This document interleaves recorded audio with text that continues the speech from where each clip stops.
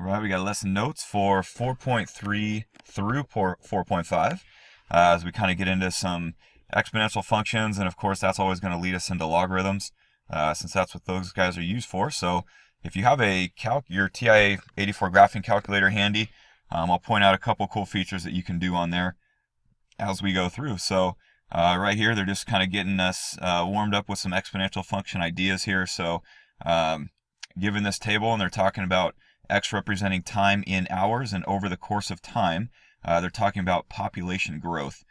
So if you were to look at this, right, this would simply mean when time was 0, the initial population was 1. When after 1 period of time or 1 hour of time, the population became 2. After 2 hours of time, population became 4. And you can see from 1 to 2 to 4 to 8 to 16, those numbers are doubling as we move across time, which is why we get exponential growth. So the first idea is just asking us to look at a table of values and come up with our own function for what's going on here. So simply put, if I were to say, well, what am I doing to x in order to get y? So what did I do to 0 to get 1? What did I do to 1 to get 2? 2 to get 4, and so on. So we're looking for a pattern that would fit every scenario that we have on our table. Well, if you recognize the y values are powers with a base of 2. So if you can see this one as if I did 2 to this power, I get this result. So if I did 2 to the first, I get 2. If I did 2 to the second, I get 4. 2 to the third, I get 8, so on and so on. So they're identifying right here in the bottom row what that pattern was. So 2 to whatever the term number was gives me my result. So that's where we would get a function like this. Just mainly pattern recognition for what we're seeing on that table. So because you have exponential growth right here with that variable, right? So here's kind of the general form, and this is really what these notes are getting into, is these kind of exponential function ideas in most cases where your exponent is a variable. So things are changing exponentially. A couple main ideas right here. Let me throw out a couple little notation. When you see this kind of weird E symbol that you see right here, that just means an element of. So this is saying that all the x's are elements of real numbers. That's all that means. And so obviously x's are positive and does not equal 1. So couldn't equal 1 because if 1 was our exponent, we wouldn't have any exponential growth or decay going on. So just to bring up the idea of E, I know you've seen this before when you did logs in Algebra 2, but E is just a number. E is like a number, an irrational number like pi. So pi is like 3.14 whatever, and it goes on forever. E is just a number like pi, so it's at 2.718, and these numbers just go on and on and on forever. But it's a number that we commonly work with when we deal with logs. So you're seeing that y to the e to the x function right there. One thing, here's a nice little shortcut on your calculator if you didn't already know this, but if you're looking for several values, like this one is asking for, so this one was asking us to take these numbers for x that you see right here and sub them into this function to get a table of y values. You could do those individually. Another way to do it, if you're looking for a group of numbers like this one, would be to simply graph this. So if I graph y equals e to the x on my calculator, after you graph it, if you go under table, which is in the top right button of your calculator, if you go under table, you would see all these values on the table, and then you don't have to do them individually. You could see as many as you want to see right off the table. Keep this 3 sig fig idea in mind. This is really common for IB. Your test will ask you to either leave answers in exact form, or if you round them, they will be rounded to 3 sig figs. So that's a big idea for IB stuff as we go throughout the year, but here's what all those numbers would look like. So a couple ideas on that. If you were to graph y equals e to the x, this is a typical growth pattern that you see right here. So this would just be with a base of e. Domain on that, x's would be all real numbers. Remember, when you talk about domain, you're saying what numbers can I plug in for x that would be allowed to use. Well, I can plug in any number for x into this that I want, so I get all real numbers. You can see this graph would go left and right forever. when it comes to the range, since I would never get an answer of 0. There's no number you could ever sub in for x and get a result of 0 for this. So some people say, oh, well, I'll just plug in a 0. Well, even if you did e to the 0, anything to the 0 power is 1. So you could never get a result of 0, which means my answers are all y values greater than 0 as we look up from there. And again, because you could never get an answer of 0, that creates our boundary line or our asymptote at y equals 0. So even as you move to the left, or as you move towards negative infinity with your x's, you would forever get closer and closer and closer to 0, but never actually land on it. So that brings us into log form of things. So if you had some basic equation like this, like y equals 3 to the x, this is where logs come into play. Logs are most commonly used for any time your variable is an exponent. And when it comes to log notation, keep something in mind. If I were to give you this statement right here and say 2 to what power is 8, right? Well, the same statement is written in this form with logs.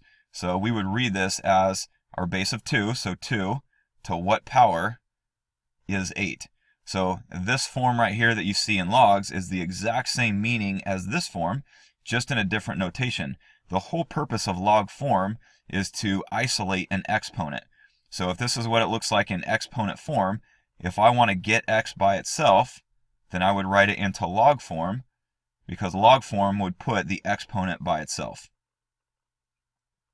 So here's what that change in form looks like. You definitely need to be familiar with this. So we'll commonly go back and forth from what we would call exponent form to log form and vice versa. So something we got to keep in mind on that. Just some basic idea right here. Let me simply say that you can never take the log of 0 or a negative. If you try to put those into your calculator, you'll see it says error. So you can only ever take the log of a positive number. When it comes to a couple simple rules, remember that if you were to read this in exponent form, it would mean a to the 0 power is 1. So just something to keep in mind. If you kind of see these in exponent form, they make a little more sense. And again, this would read a to the first power is a. Right? And so this is a big rule that we'll use to solve some equations in a minute. Anytime that your base and this value are the same, the exponent that you would see right here would be our answer. So if you can think of this value as a to the first power, right, that's where we would get our answer of 1.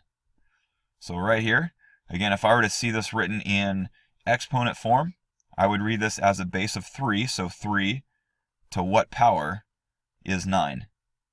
And so if I read that in exponent form, it tends to make a little more sense in our head, and now I would say, oh, well, 3 to the second power is 9. And so that's where we'd get our value of 2. Same thing on this. We would see this as 2 to what power is 32. And so if I read that in exponent form, remember, this doesn't mean anything different than this does. It's just written in a format that we're more comfortable with. And so we can solve that in our head a little more easily. Same idea right here. I got 10 to what power is 0.01. Right? And if I see 0.01 as 1/100th, then that's something that's a little more doable in our head when we do it that way. And so we can see that as, 1 over 100 is the same thing as 10 to the negative 2 power. Going back to what we did earlier on, if I have common bases, so from the last lesson, then my exponents must also be the same. So now we get x is negative 2. A little more of the same here, and you can do some of these on your own. I won't go through every example. But again, if you rewrite any of these into exponent form, just makes them a little easier to deal with in our head, mentally, to kind of wrap our head around. So again, even on a case like this, if I said, well, x to the third power is 72, if I write that into this format, now I can solve it using our basic techniques. So if we took the cube root of both sides like we did in the last lesson, we can get a solution for x. Right? Notice this is a case where, obviously this is not something you could do in our head. We have an irrational answer, so we need some of those solving techniques and a calculator for a case like this. And these are just kind of some more of the same, so I'll let you look through those I'll go through one more example here at the end. So on this one, if I divided both sides by 5, that would give me this look here. And now I could say, well, x to the second power is 25. So if I put it into that format, and we would say, oh, well, let's just take the square root of both sides. So we have our x equals 5. Remember, in a case like this, normally we would say plus or minus 5, but when it comes to logarithms, you always have to consider what my base can or cannot be. And if I stuck a -5 in there, then we run into some problems with working with logarithms, and you try to use negative numbers. There's some things that we can't do there, so you got to be careful on when you can have a positive or a negative answer when it comes to solving log equations. So moving on here to the last part for inverses. Remember when we did inverses earlier on? In inverses, anytime you switch x and y and then get y by itself. So in a case like this, if I switch x and y, I would get this look right here. But then I have to get y by itself. Well, how do you get an exponent by itself? With logarithms. So if I take this setup that I see here and I put it into log form, which would look like this, that's what would put the y by itself. So last couple ideas here. When it comes to inverses, remember that an inverse is simply a reflection across the line y equals x. So if we were to graph e to the x, you get this exponential growth function that you see right here. So the inverse of that would be its reflection across that line y equals x. And so you get this idea. So in this case, we get a log function. So just like when you saw the inverse that we just did about 10 seconds ago, it created a log scenario. And so the inverse of an exponential function is a log function. And that's what you're seeing right here. A couple reminders when you do inverses. The domain or range of the original becomes the other domain and range of the inverse function. So in a case like this, if my range is y values that are greater than 0, then that makes the domain of the inverse x is greater than 0. And if my domain of this guy is all real numbers, that would make the range of the inverse all real numbers. And so that's what you're seeing with those statements down there. Everything switches. So the asymptote, even the asymptote of the original was y equals 0. So the asymptote of the inverse function, or a log function, becomes x equals 0. A couple rules down here. I'll let you look at those rules, but I'll kind of explain them with a couple examples with some real numbers. So remember that anytime you have a log, if there is no base written here, automatically it has a base of 10. So if you put this into your calculator, it would automatically have a base of 10 right there. Just like a natural log automatically has a base of e. So those are key. Remember those. So if we're solving some basic equations, again, a lot of this is just about changing forms so that you can use a calculator. So in this case, if I were to take this out of exponent form and put it into log form, we would just simply say, well, a log with a base of 10 of 155 is equal to x. And so that would get x by itself, and then I could put the rest in my calculator.